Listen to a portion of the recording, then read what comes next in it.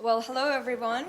It is our pleasure to welcome you today at the launch of XXX, Aziz and Cucher, 1992 to 2022. Today we are joined by three incredible speakers whose contribution to photography is recognized through their curatorial and artistic practices. First, I would like to introduce two amazing artists that Ghazali Art House has been working with for many, many years, Anthony Aziz and Sami Cucher. Who have joined us all the way from the US. Aziz and Cucher have been working collaboratively for over 3 decades, exploring the themes of technology, identity, social politics, and human condition through various mediums, including photography, video, and installation art. Their work has been exhibited globally from San Francisco Museum of Modern Art to National Gallery of Australia, and they have received numerous awards and accolades for their fantastic pieces. Joining them today as well is Martin Barnes, Senior Curator of Photography at the Victoria and Albert Museum in London. Barnes is a leading figure in the world of photography and has curated numerous significant international touring exhibitions, as well as written numerous articles and publications on contemporary and historical photography. He has been instrumental in expanding the Victoria and Albert collection of photography since 1995 through research and acquisitions. In a moment, I will hand it over to our speakers. But in the meantime, please feel free to discover the publication available through our fantastic host's reference point. You can find it at the bar just over there. And the book is a unique insight into the creative practices of Aziz and Cucher and their innovative different series that have come to fruition throughout the past 30 years. Additionally, Ghazali Art House have created a special proof of attendance POAP, which you can pick up from my colleague Imogen over here. Do claim it, as later on in the year we will also be doing special collector rewards for the people who attend our events. And we will have our conversation now, and also if you have any questions, do feel free to kind of keep them in mind and ask them at the very end when we pass on to the Q&A. All right, thank you so much, guys. Passing it over to you. Thank you. Thank you. Wow. Yeah. Okay. So it's really nice for me to be invited to chat with Anthony and Sami because this feels like a catch-up chat. We've had 2 conversations in the past, haven't we? Yeah. In different formats. In different formats. And it's remarkable to me that it's like 30 years of work that you've built up over this period of time. I think the first chat we had was a slightly strange situation where I went to Baku. That's right. In Azerbaijan at the invitation of the Ghazali Art House, where Mila Askarova asked me to go there and speak with you. And I made the trek and I got there. And for some reason, I can't remember why, you were not there.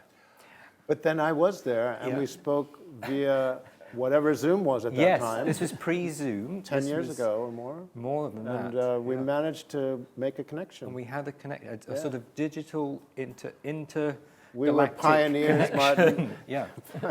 And then we had a chat in the Ghazali Art House Gallery. That's right. Yeah. And this was probably, what, 20... when you had done... 2013. 13, yeah. This sort of this project. That's 2012, 2013. That's right. Yeah. So, and then I, a couple of weeks ago, get a nice invitation from the same gallery to be in conversation with you again. And this beautiful book lands on my desk. And I think, oh, what have Anthony and Sami been up to since then? Because I haven't really stayed up with what you've been doing. So for me, it's like, it's you're eavesdropping in a conversation that I want to have with these guys anyway about what they've been doing and where it fits in with my world of photography. And I know your work extends beyond photography and it uses photography in some ways. But that's a thread that I'd like to run through what we're speaking about tonight, because my work is about the history of photography, and from the beginnings right to the present, and the language that photography uses particularly for me, in contemporary fine art practice and how people use it as a medium of personal expression. But what you've done is pushed the boundaries of what photography is, what it can do, how it translates into different media. And so I'm kind of interested to ask you about that. But I want to start by asking you if photography was a kind of starting point for you when you started out as artists independently. Was it something you studied? Did you kind of look at the history books? Did you have favorite photographers? Was that a kind of touchstone for you, or am I barking up the Not wrong at all. tree? No, I mean, in my case, certainly, I was a photography critic, an art critic in my 20s, and then went off to graduate school and got an MFA in photography. So I was deeply invested in the making and thinking about photographic practice, history, and theory in the 80s before I met Sami. So I was making a lot of, I wouldn't say traditional analog photography, but very invested in how I could use photography to make a variety of different political and artistic statements that were already at that time pushing, I think, the boundaries of photography, because I was quite unconventional in my approach. Right. So I was not setting out to be a documentarian or a photojournalist, but I took advantage of the virtues and limitations of photography and tried to make, I think, interesting, conceptually based work around photography through the tool of photography, but always being somewhat critical of its limitations. Yeah. Yeah, no, I didn't. I came from the theater, and that's my background. But then I started working with video, so I was, the camera became a tool. But I was definitely greatly influenced. I was, coming up as a young artist in the 80s, and the pictures generation, the way that they're using, photography as an examination of the social influence of images. So that became very much part of, my understanding and my thinking as a budding artist at the time. Yeah. Yeah. And when you say the pictures generation, for those of them, is a sort of term, what do you, people like what do you Cindy mean? Sherman, Barbara Kruger, even Robert Longo, who was not working with photography but very much influenced by photography. These were artists that were really, struck very much a chord. Right. Yeah. So these are Engaging people with who are kind of, media culture and popular Yeah. culture. yeah, so Yeah. they're Popular questioning the language of photography. Right. They're using, appropriating advertising and Right. Right. film stills and that kind of thing, and Right. they're really looking. It's like photography about photography. Yeah, if you So- say. and Totally, that was the yeah. moment that I think we both emerged into and out of. So, how did you first meet up? We met in art school in California. Yeah. Yeah, we're very fortunate to arrive at the same moment and interested in some of these same questions, and decided one day we should maybe make a project together, and then we realized that we wanted to make something that was in reaction to the cultural moment of that time in the early 90s. There was something called the Culture Wars, which was a very censorious time when Washington and legislators in Washington were literally censoring artists' work in museums and cutting the funding for various exhibitions and artworks that they considered to be indecent. Yeah. And it was a very repressive and puritanical moment, especially for people who were coming out as queer artists and people who were in any way marginalized and didn't fit into the definition of a very legislated understanding of what is decent, what is acceptable. Also working very much with the body. I mean, images of the body, images of sexuality, and things that were in a way provocative. Yeah. Yeah. So this is a really politicized moment in a It way for was. you, both Yeah. of you. Yeah. I mean, on all kinds of levels, right? Because Right. you've got government support for artists, but then it's withdrawn depending That's on right. whether Yeah. they favour, the subject matter or what somebody's trying to say. And there are Yeah. people like Mapplethorpe and Serrano, and Yes. they're That's going right. in, Yeah. and And closing taking down away funds for exhibitions. their Well, there once exhibitions, was a yeah. time in the U.S. when artists could, as individual artists, apply for grant money each year to help support their practice. Yeah. And they completely eliminated that Right. because of these cases that were taking place at that time. Yeah. Yeah. And So it was it's used as a even today. wedge, for right-wing politics, and it's a war that has not ended. Yeah. It's still going on very much. Yeah. Yeah. So you're students in California, San Yeah. Francisco. San Yeah. Francisco, Yeah. and you're kind of witnessing this censorship of artists and making your own work independently, but you then begin to sort of decide that you've got. Well, we actually made a project, I don't know if there's an image of it, but these full body nude figures that are entirely censored or neutered.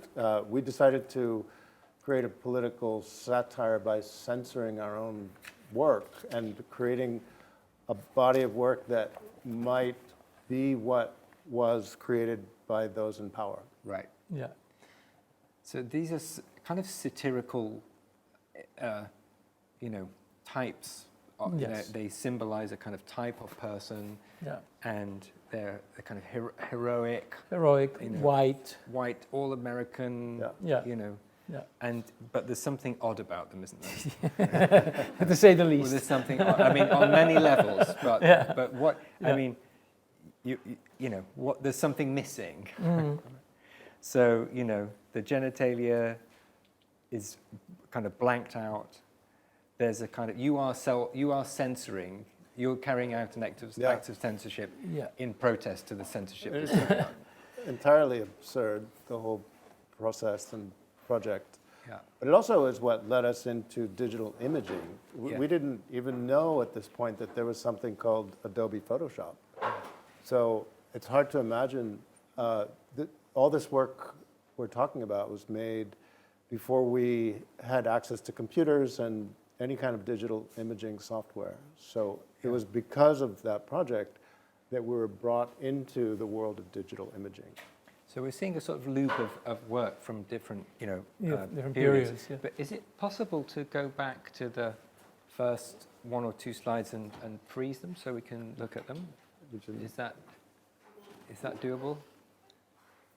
I don't know that we Yeah. have. Yeah. Okay. Yeah. Can we Right. stick on that one for a moment, please? Yeah. Because this image and the next one, this is when I sort of first became really aware of your work because at least in UK journals about photography, it was, and this is really it's hard to remember now, but kind of pre-early days of internet, even you got you got the British Journal of Photography, and you got Creative Camera, and these were reproduced. And to me, as a young curator starting out, I'd started at the museum, the V&A, in 1995, and so That's the year these were made. Yeah, 94, so 95. these Yeah. kind of hit the desk at the time I started at the Victoria and Albert Museum, this venerable institution that had collected photography since the beginnings of photography and had Julia Margaret Cameron and Roger Fenton and, and all Cartier-Bressons and stuff. And I was dealing with this material. But also we were keen on collecting contemporary photography and questioning what was going on at this beginning of kind of the possibilities of digital and what it could do. And it seems kind of crazy now that we were wondering, well, what can you do with this thing? And then, and is it okay to manipulate images? And how much veracity can you have in the things that you see? And these, were, to me, they were kind of shocking images, and they were sort of disturbing and strange, and immediately drew up all kinds of questions about the things you've been mentioning about censorship, but also about how one perceives the world as a person with sensations and emotions, and how you hear, see, taste, smell the world. And these figures, these portraits, have their ears are blocked, their noses, blocked their up, mouth. yeah. So this was kind of shocking because it looked so real, and I don't know now, to a generation who's kind of completely au fait with digital manipulation, whether this looks anything like reality or not. But it was shocking. The reality is in the texture of the photographic itself, Right. which is something that we started thinking more closely after the first project with the nudes, because this project is not so much about censorship, but it came a little bit later, dealing more with the atmosphere of the promise of the internet. I mean, we were living in San Francisco at the time, and you would see billboards that was advertising the first wave of the internet and saying things like, well, you don't have to go to the bank anymore, you can do it from home, you don't have to do your groceries shopping anymore, you can all do it from home. I mean, and this, in our minds, created a place in which we were going to start losing more and more interaction, and so we just jumped into a kind of science fictional place of like, well, if you don't interact, if you don't have to use your senses anymore, what would happen to them? And so, things, maybe skin will start growing over your eyes and your mouth and stuff. So, so they became quite shocking, yes, and shocking to us as well as we were making them. Yeah. But we realized that their power lied in that uncanny thing between the photographic and the impossible. Yes, yes. That because we are accustomed to believe in photography, are accustomed to think that what is photographic is real. Yeah. At least at that point, we had still some faith left in the power of photography as a conveyor of truth. Of truth. Yeah. So that paradox there was what I think people were reacting to with both fear and a kind of repulsion and attraction at the same time. Yeah. Yeah. I mean, for me still, I always have the instant reaction that what I'm seeing is real when it's photographic. Yeah. And then even though I study this every day, I have to work hard to remember that it isn't. And it's been fictionalized since the beginning, manipulated and changed and retouched. And, even where you position the camera is a manipulation. That's right. Absolutely. So, but it's just something about the visual codes of photography makes you think, oh, I'm seeing something that's real. Yeah. We've been conventionalized that way, haven't we? Yeah. So that's a kind of visual language, I think, that runs through the work, right? I mean, through the first, say, 10 years of our practice, we were really embracing that thread, and then we brought in other ways of grappling with the digital, and we can talk about that. Yeah. Can we move to the next image, please? Yeah, this is from the same series. The same series, which is called Dystopia. Dystopia.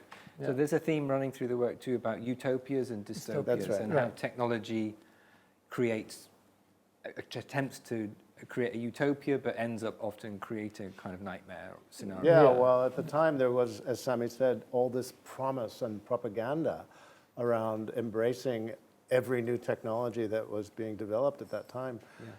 As it is today, but then it was so new that people didn't have any criticality around it. So we wanted to create these kind of grotesque, monstrous images as a way to unleash the sort of darker side of that promise. Yeah. It's remarkable how forward-thinking you were in those ideas, to produce work which was, not aesthetically kind of conventionally pleasing that somebody might want to buy, necessarily and hang on their wall. We never made it easy for the collectors. You haven't. In some ways, your work has this kind of surface quality, beauty about it, craft. Yeah. And I'd like to come back and talk about that. But then, the ideas, you really probe the ideas and you kind of push them to a limit of exploring an idea and make a visual statement with the idea. Yeah. And, that is just a really strong position that's always been in the work. And, we'd look back at it now from 30 years of work and I think, wow, you were really at the forefront of testing these ideas in this kind of... Well, thank you for acknowledging that. We have to agree.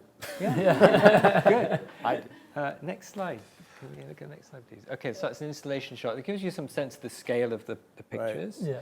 And you're making images to a art gallery kind of scale, and your ambition of making these pictures to start with is really quite theatrical. I'm interested to hear about your roots in theatre and performance. So does that feed into how you think about the work that's going to be presented? Yeah, I mean, I think that it started with the first project that needed to be of a certain scale to have the impact and to bring the satire into the place where it needed to be in terms of, this was presented as a kind of pantheon and they all had to be monumental and heroic, so scale started becoming important. And then, I don't know why we decided on a particular scale for the portraits, but again, it made sense that they would be kind of big and monstrous in a kind of almost aggressive way.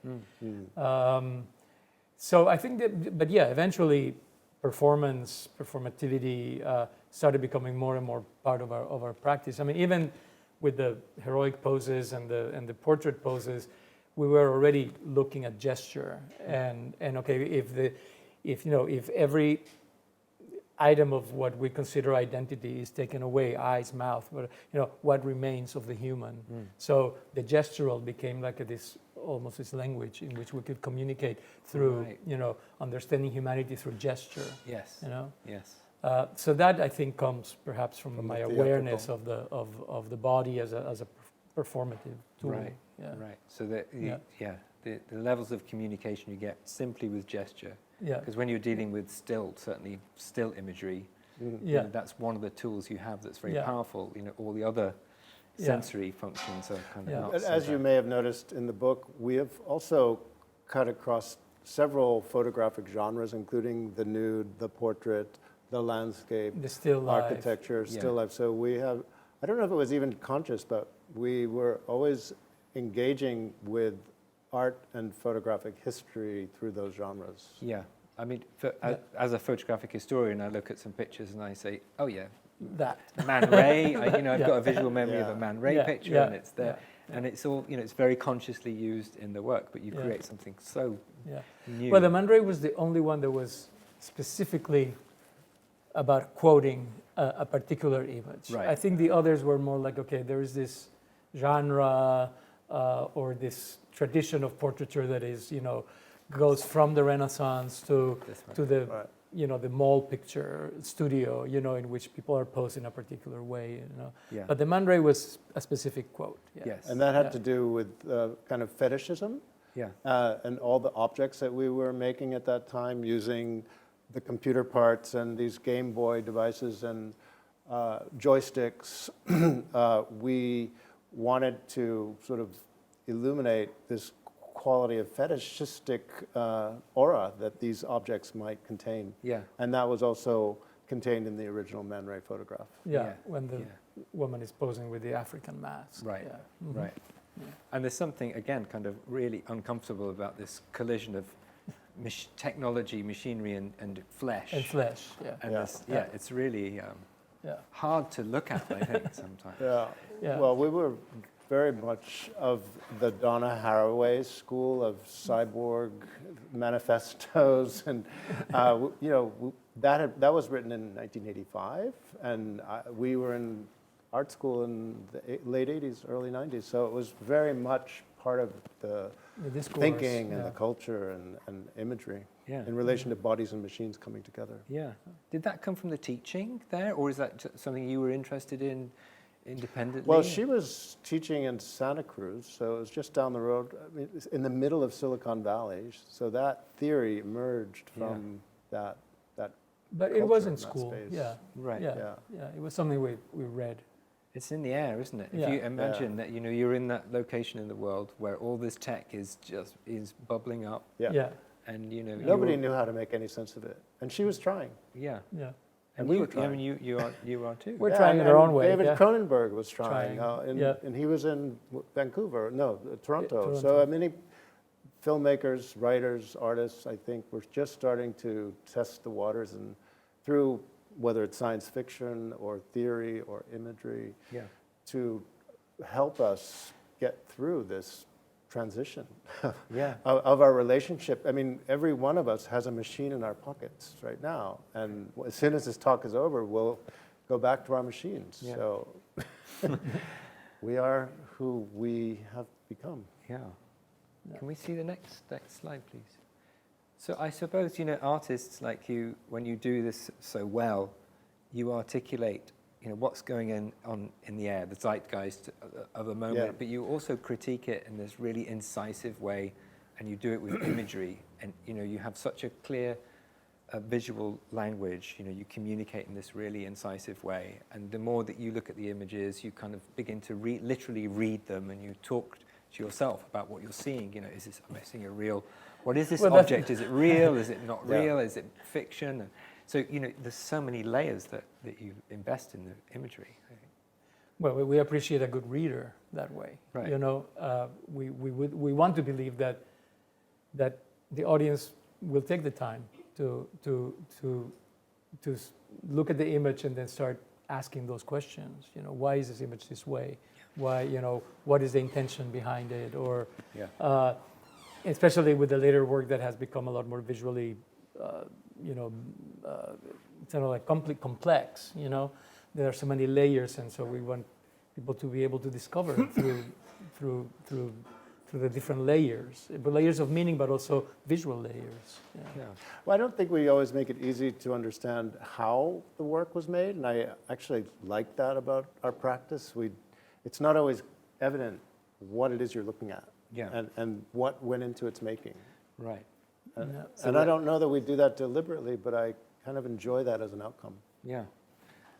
Well, I mean, we're seeing. Can we pause on this for a second, maybe? Oh, well, it doesn't matter. I was just going to pull it back. Okay. Yeah. Yeah. I mean, I guess we're looking. We're not in an exhibition, so we're not seeing the actual works Yeah. themselves. Yeah. Obviously, we're seeing projections of things at a scale that isn't true to the original objects. But can you tell me a bit about the? We mentioned it earlier.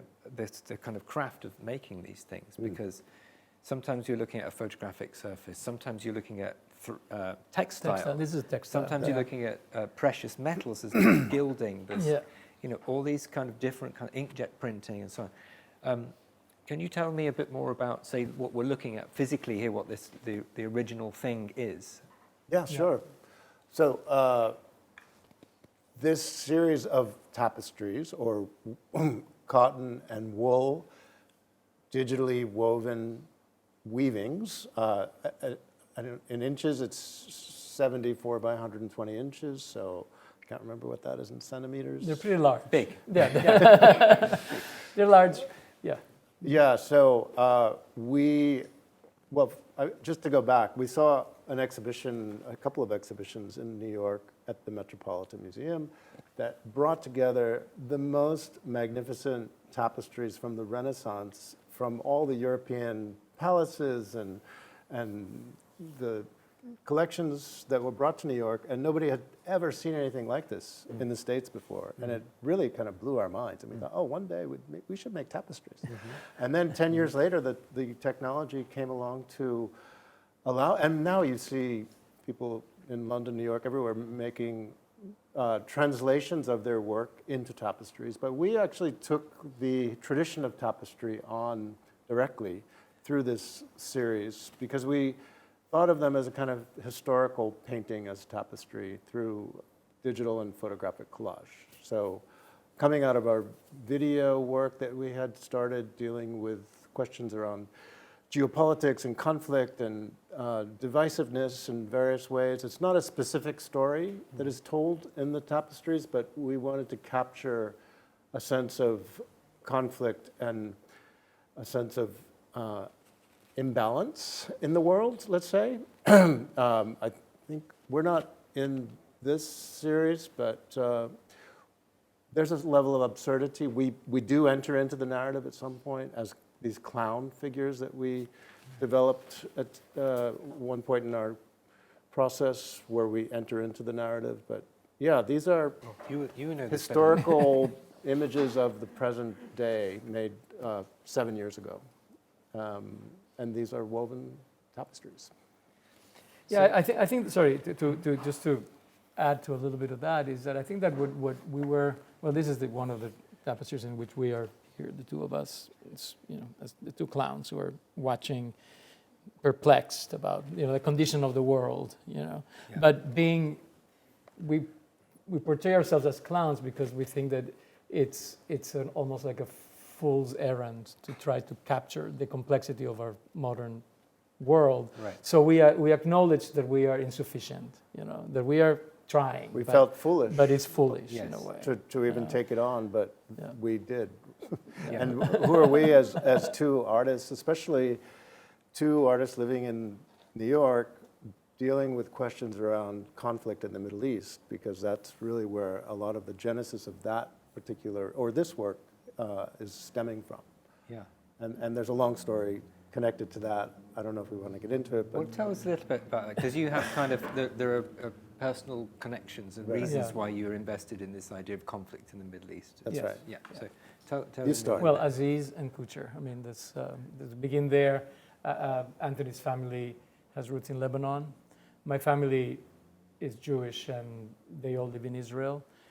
In 2006, when there was war between Lebanon and Israel, both are Anthony's cousins were on one side of the war. My nephews were one of my nephews was fighting in the Israeli side. This thing became very real for us. Yeah. This conflict that for a while or since at that time was somehow distant, came home. Yeah. And in a in a very strong and depressive kind of way. Yeah. Yeah. So we felt compelled to make work about this question, but it took us many years to figure out how to engage with something so complex and with such a complicated history, and without finding what right do we have to even talk about this. So that's why the clowns came in, because that a way we could say, well, we're doing it and being totally foolish about it. Yeah. Yeah. Yes, like the conflict itself. The conflict it's itself. absurd. And Yes, it is. foolish. Yeah. It's been going on far too long. Far too long, and yeah. It's with no end in sight. Yeah. Yeah. So you just for those of you who haven't seen, you kind of dress up in these kind of clown outfits with national flag symbols, and Yeah. you kind of do absurd kind of. Well, we do a performance, and Yeah. it's in a series of photographs, which is one of the series in which we actually have used photography in the most straight, traditional way. I don't know if there's any of those on the slideshow, but No. but these are also, we're on the streets on a very kind of like ugly and barren part of New York, and Yes. it looks almost like a refugee zone or something abject like that. about the Abject, space. yeah. Yeah. And we're there.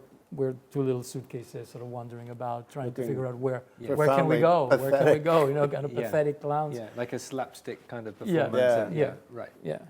Yeah.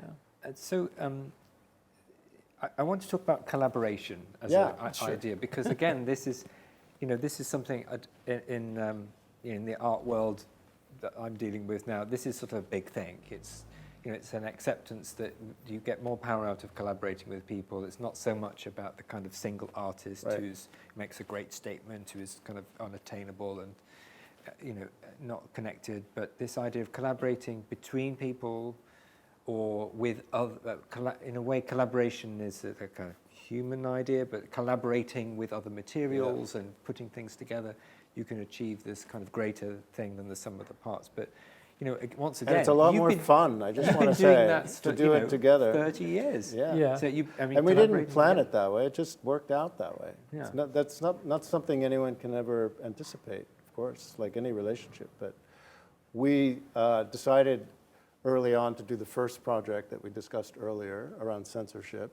And then Sammy was invited to represent Venezuela in the Venice Biennale. And that was quite a big step in our career. And he convinced the Venezuelan authorities to have a collaborative team, one American and one Venezuelan, in the Venezuelan pavilion, which for them was a bit difficult and shocking. So we were starting to run into those kinds of roadblocks then. But because we got a fair amount of visibility with those images of the faces through Venice, all of a sudden people knew who we were and our work, and so it kind of stuck.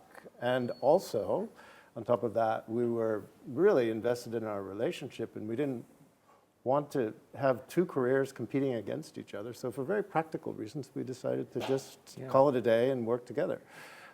Right. That's very sensible. That's such a sensible way to do To it. save the relationship. Yeah, and it Yeah. seems to have worked, Yeah, Yeah. it has worked. But we had Gilbert and George as models, for Right. example. They were a big.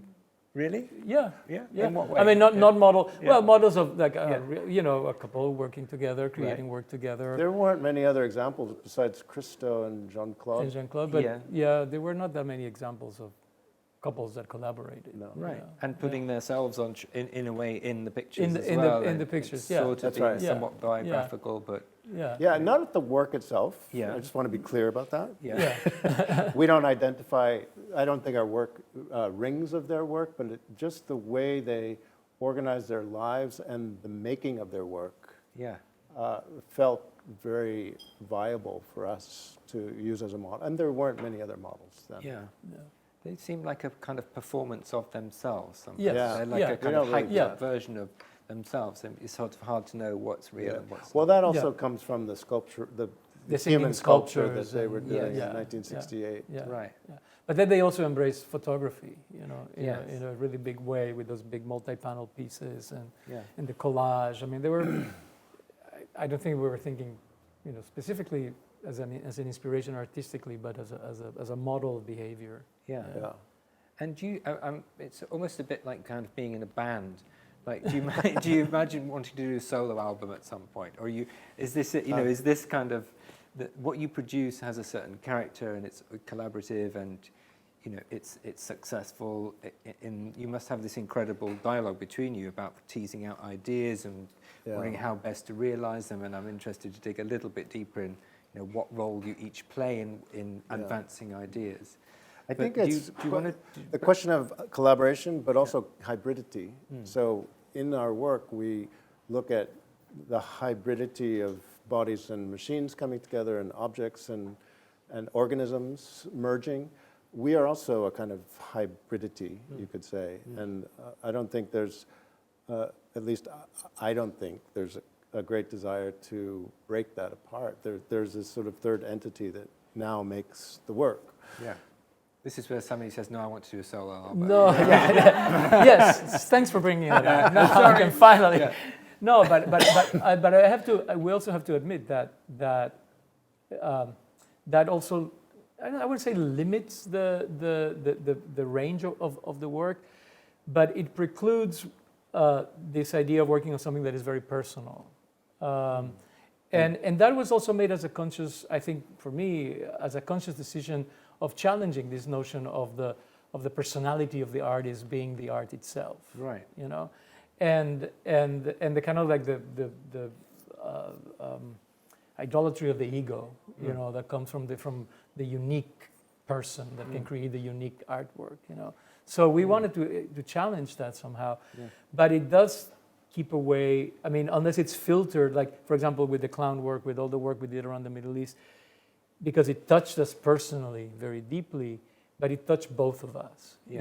If it's something that only touches one of us, then it's very unlikely that it's going to find its way into the stream of ideas. Right. Because how do you? I mean, there's empathy, of course, and if one of us were to go through a terrible experience but always accompanied by the other, then it becomes, again, an experience for the two of us. Yeah.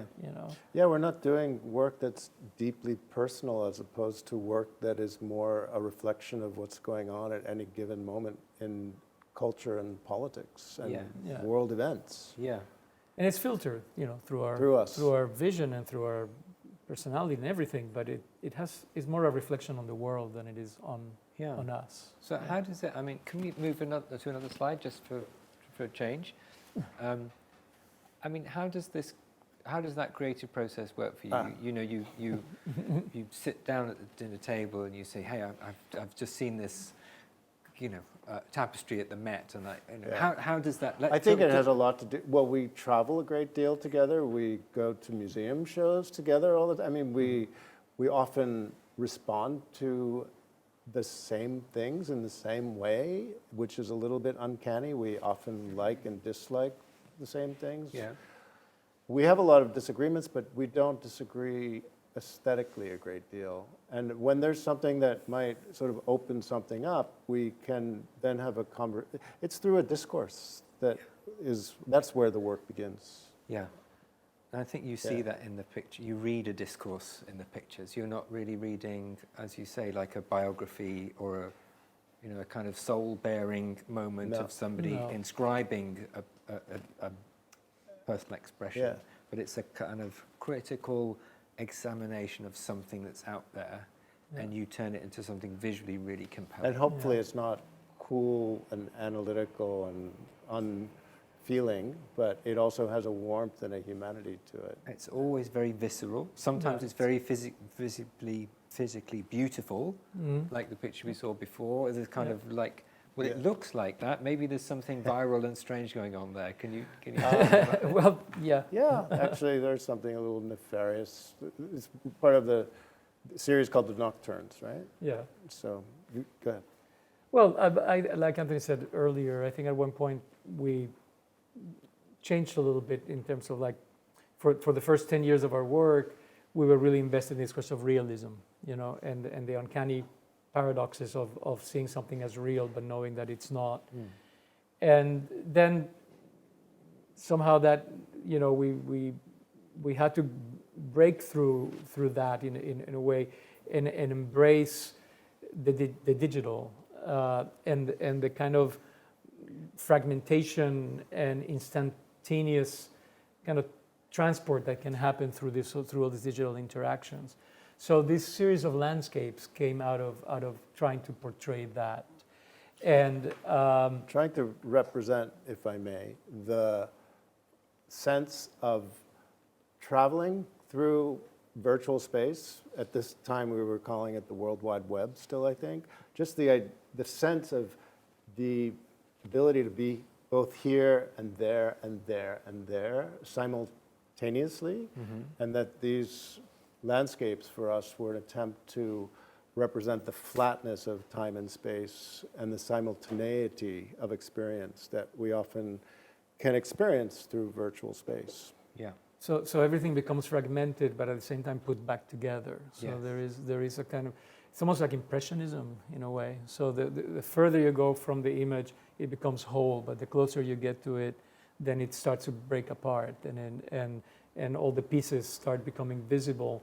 And I guess that is closer to our experience of reality in a way. You know, the closer we get to something, the less.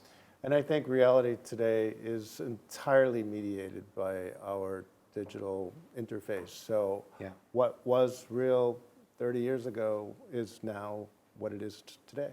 Yeah.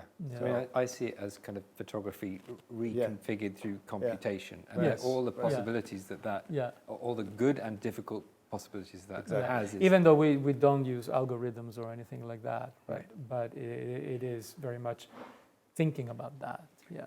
yeah. Yeah, we haven't No. even touched on the whole question around AI and chatbox and Dolly, but because we don't do it we don't work with it in our work, but it's kind of the elephant in the room often when we're talking about digital imaging and questions around truth and image construction. I mean, we're not working with it, but I know that it's very much part of our culture right now. And I suppose if we were starting out, we would embrace it in some way. Do you mean that what images could sort of self-generate? Yeah, yeah. Well, self-generate or these tools that are out there that can create any image, you know, based on prompts, description. you know, on descriptions and prompts. Yes.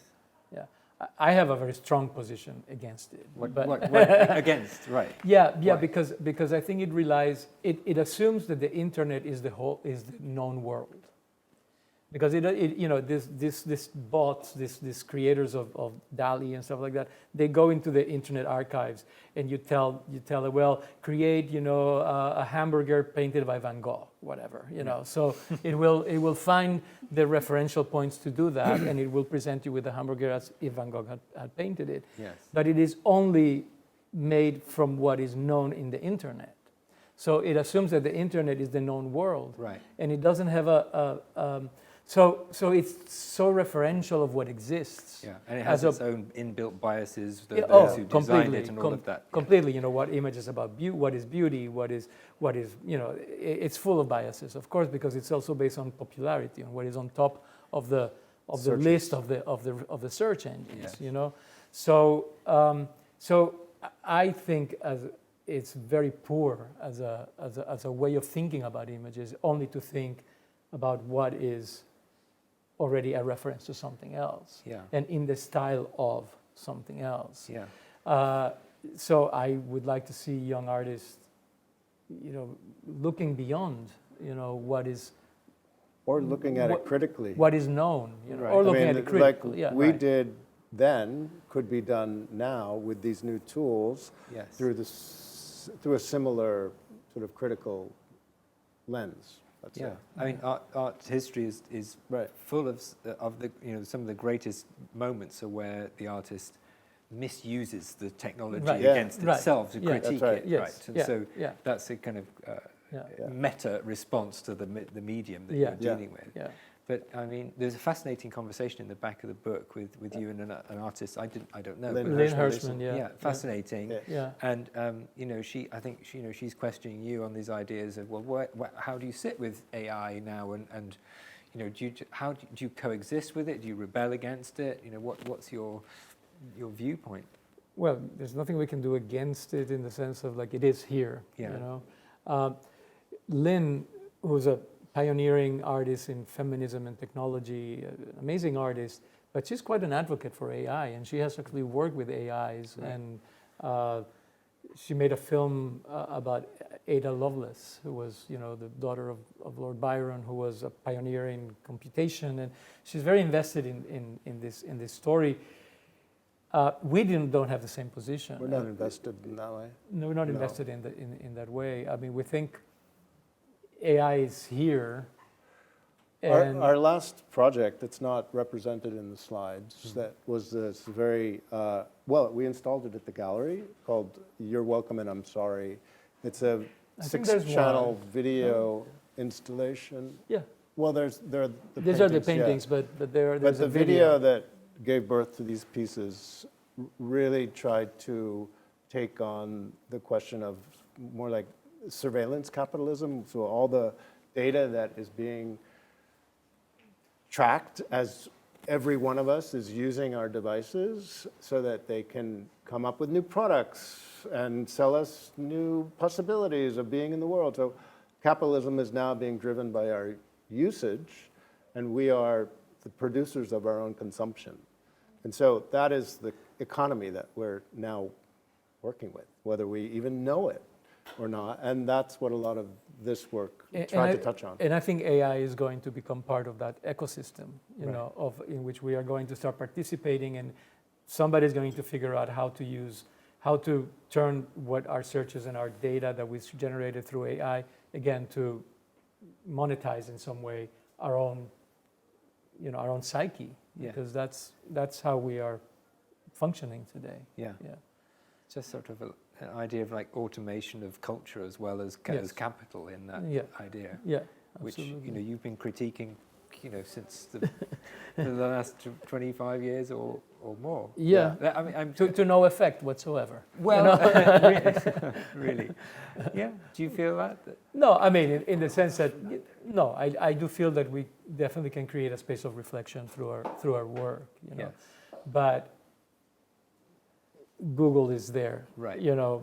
beyond any power Yes. to control or to decide, how they operate, and I'm talking Google, I say Google, but I'm talking about the whole ecosystem of social media and technology and the way it's used today. These large corporate entities, artists, we don't have any impact, as much as we would like to believe, that we could, but I don't. I mean, you create a critical visual language that Yes. allows people who are thinking seriously about it to Hopefully. Yeah. be intrigued initially of an impactful image often, and then you go and explore it, and there's so much depth in the work. So I guess I'm just admiring what you do and have done for so long. Thank in you. this wonderfully critical way. It produces different looking series of work, different bodies of work that reinvigorate an idea that you may come back to or develop and change. And to gather it in a beautiful book like this, I want to ask you a kind of basic question about how the book came about and what it's connected with. So there's the gallery here. Not connected with an exhibition per se, although we did do a beautiful show with Gazzelli in November that brought together not only the newer work here, but the survey of some of the older pieces on the first floor. Mm-hmm. But the book was produced as a way to recognize our 30th year of working together, to mark that moment, really, and to collect the work, as you say. That's very special. And we were lucky that both Lynn Hersman wanted to have the conversation with us, but also two excellent writers wrote, quite beautifully about the work, about the context for our work, and that the publisher is a publisher in Spain, La Fábrica, but it's bilingual. They were also on board to publishing a book that put together 30 years of work, which was it's a big book. So, that's how it came about. Lots of books come across my desk, and I don't, I read quite a bit of them. And there are genuinely really fantastic essays in this book that really take interesting different positions on the work and really explore it. And well done, I think, for pulling that together. It's really enjoyable for me to. Oh, thank you. to read We're very pleased. Yeah, Yeah. it's great. Yeah. I think we're going to sort of wrap up. Yeah, or we've been open it chatting up for open it about up, 40 minutes, yeah, but yeah. between us. But I think we'd love Yeah. to open it up if you've got questions. If for there are Aziz any and Sammy. questions, that would be amazing. You can tell they're approachable and. I'm going to bring around a microphone, so if you have a question, please raise your hand. Hello. Hello. Thank you. Is that on? Yeah. Because there isn't kind of an aesthetic continuation in the works, and they're critical works from what I've heard, I was wondering where kind of an affection came through in the work, whether there was kind of aesthetic affections for certain aesthetics or affections for certain processes. Something kind of more something that you like from your lens rather than something critical, maybe, and how that comes through. We don't like anything. Well, No, yeah, that's not true. We that's love not true. humanity. The human that runs through all of the work hopefully can be felt. I don't know if that's perceptible here, but we try to humanize the digital interface through the way that we've made work in different ways, as you point out. But I don't think that we are feeling, I can't speak for myself, I don't feel affectionate for one way of working, but I think we both feel affection for trying to maintain a sense of humanity as we all grapple with this digital space that we're a part of. Yeah, there is also, it's hard to convey, but there's also humor in our work. And I think that we, as critical as we can be, we also look at it with a certain, with humor, with the feeling that you have to laugh a little bit at your own condition, and so that for us is the human. But also the works, the landscapes and the work, we didn't talk very much about this, but we work a lot with video and video installations, and they're not narratives. They're kind of like almost like experiential conditions in a way. So, for example, this work of landscape came out of a video called Synaptic Bliss, and it was very, very joyous. I mean, it was commissioned by the Parc de la Villette festival in Paris, Which is a music festival, really. and it was basically an electronic garden. That was the concept of the work, but a garden that traveled like from the macro to the micro, from inside the body to outside into the nature. But it was very much in a kind of almost ecstasy of communication with nature. So and it was had dance music, and it was very joyous. So I don't say that we know that that's not in our work, but yeah, the criticality sometimes comes across first. Yeah, it's great to know, because I guess it's just final part, but to hear you kind of have the protopia of the environment or something, and then also the critical of the protopia. I don't know if that's a word. It's probably a big word that means not. I love it. Yeah. I mean, I see it like a density of information that you like. And there's a sort of like a blissful or dystopic overload of information that you'd like to put in. And sometimes there's a kind of surface fascination and beauty about that. And sometimes it's kind of hypnotic and slightly queasy. I think I do see a kind of aesthetic thread that runs through the work in that. Yeah, way. there is a That's what you thread, mean. we would say, but we love beautiful surfaces. I mean, we do, and a lot of it's hard to see on the slides, but our work, especially the 2D work, whether it's a very large photo that is impeccably printed to the work with leafing or silk screen, we love a beautiful surface. So I think, the question of craft that you had touched on is really important in all of our projects. But I think, if I may, your question reminds me a lot, when I was in graduate school, why are you always so critical? Why not propose something, more hopeful and more for the future? And I'm not sure that we're in the business of proposing that, but I hope that people who are making things are thinking about the future and not only being critical of what we have.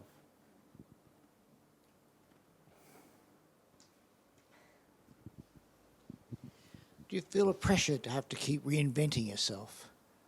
Is there pressure? Yeah. Do you feel that pressure? To keep reinventing ourselves. We don't feel the need to reinvent ourselves, but to continue along a trajectory, and especially with the first 10 years, you don't see it here, but it's in the book. The work, we were in a kind of zone where the work was just telling us what to do next, and it wasn't reinvention, it was a very organic process. And the last 20 years has been more of us responding to different events and moments in our lives and in the world. And so I think it's about remaining open to that possibility, but not so much about reinvention. Is that- Yeah, I agree. I don't think there's a conscious desire to say, okay, now we have to do something else. But it's more like what moves us, what we are reacting to, what we are reflecting And upon. what techniques and media are best able to convey and communicate the ideas and perspectives that we're interested in at that Yeah, I mean, as I might have come across already when I was talking about AI and the question of style.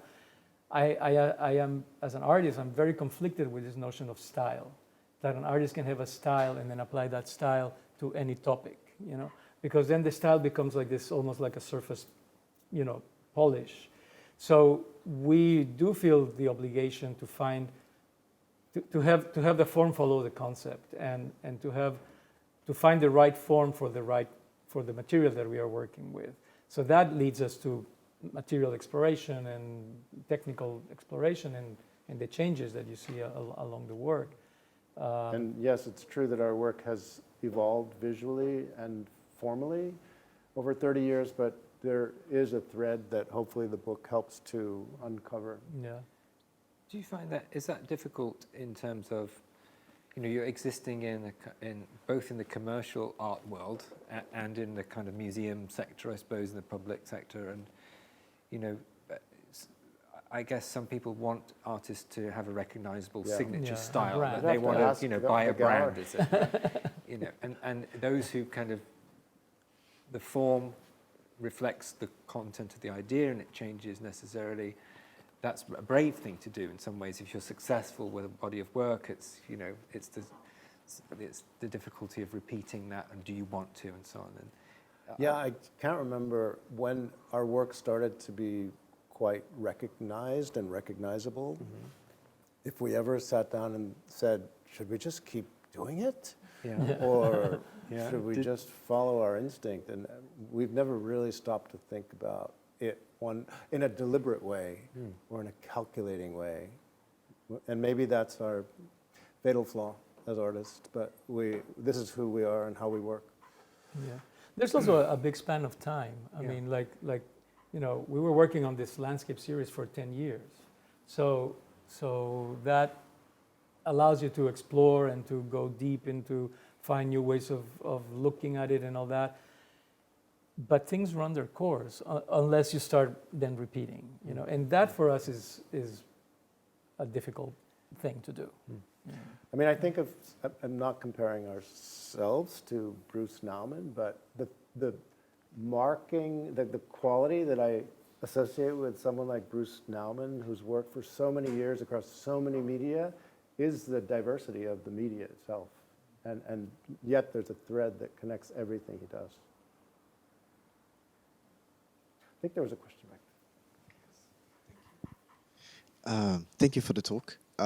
My question, I guess, is simple, maybe, is how do you decide when criticizing something that it is worth criticizing by making a work, or just criticizing on your own and conversing and say, okay, I would rather have this aesthetic or this one, but when do you decide that something is so deep inside Well, yourself there's that a you want lot to talk about here it? that you haven't seen and you'll never see. So it's a question. It's an iterative process. So there are a lot of failures along the way, and I think we try a number of different things out, whether it's formal, technical, or conceptual. And these are what's in the book is what we felt was most resonant and or relevant to the time.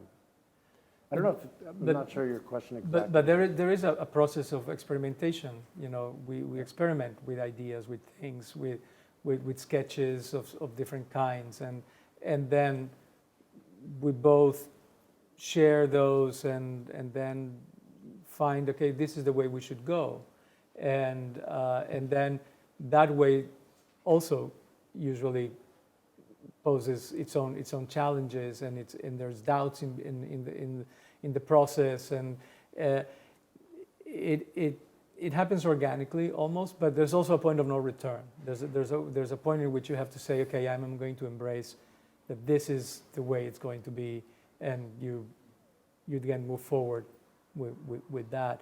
But oftentimes, you know, we are also driven by curiosity, or like, oh, you know, we went and started learning how to do silkscreen, and that became a really fascinating technique for us. So now we are very invested in figuring out how to use it in every way that we can. So you know, it's part of the curiosity about certain things. Yeah, we've been sort of having to keep ahead of a learning curve technically. So even with 2D animation, like motion graphics software programs, we didn't know how to use those 20 years ago, and somebody taught us how to use After Effects, and you know, that just entered into our practice without, we didn't look for it. We learned it and found that it was a very useful and appropriate way to express a certain project at that time. So we've continually learned to develop new ways of thinking around new software and new tools that come to us. So I think it can be tool-driven, partly.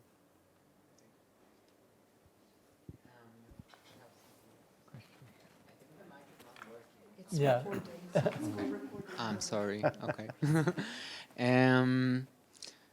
Okay, so if we were talking about tools, then I was wondering, I'm going back again to the AI thing, because I think you were saying about the World Wide Web that in some point you had to kind of embrace it and understand that, like, maybe you're criticizing it, but at the same time, that's the new landscape. That's the place where you're creating.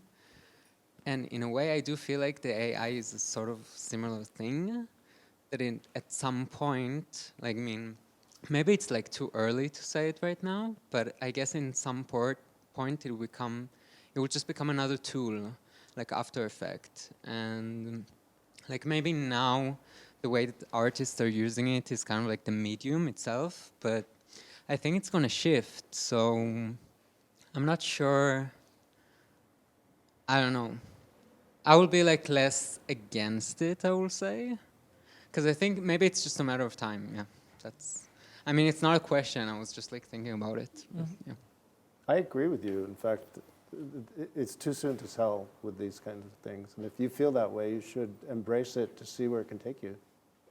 I don't know if you make work, but yeah, no, I'm not, but yeah, but that was my thought about it. So yeah. thanks. I don't know if I'm allowed to ask a question. Why not? But I was really interested in what you said about the bias and limitations that you saw in AI, and that it was only referencing what existed on the internet. But can you talk about how you see those biases and limitations as different from the biases and limitations that humans have, right? Because in the same way that it has those, so do we, and perhaps actually our limitations are much more than its limitations in terms of what we can know and what we can understand, and our biases are maybe more personal. Yeah, well, I'm no expert, but it's not that algorithms, you know, magnify, and the way that they work is especially these things that are based on categorizing, you know, what is the most popular, what is the most visible, what is the most you know, trendy, and all that. They will magnify by bringing these things to the top. So, of course, we all have biases, you know, but one thing is for us to have our biases amongst us than to have those biases somehow put in place at the top of the scale in a way. But isn't like the Met doing a big show about tapestries and then you making tapestries the same as the algorithm reading what's trendy and then making work at what's trendy? No, I don't think so. I don't think so because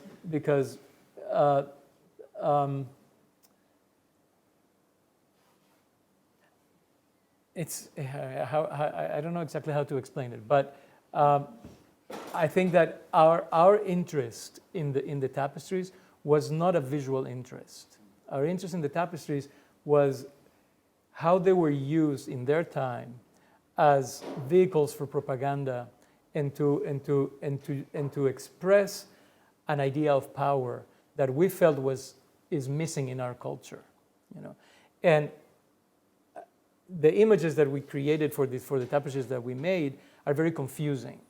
The images that you see in a tapestry in the Renaissance are not confusing. They are very specifically oriented towards a narrative that would be recognized as emblematic of a certain power, a certain amount of wealth, because they were incredibly expensive to make, and so on. So we took that, so we're not simply saying, okay, here's a tapestry and this looks like a tapestry, but we are in a way, through our tapestries, asking where are those issues of power and in society and so on. So our reflection on the tapestries, hopefully, is complex and layered and deeper than a visual reflection that will say, this looks like a tapestry, here's something that looks like a tapestry.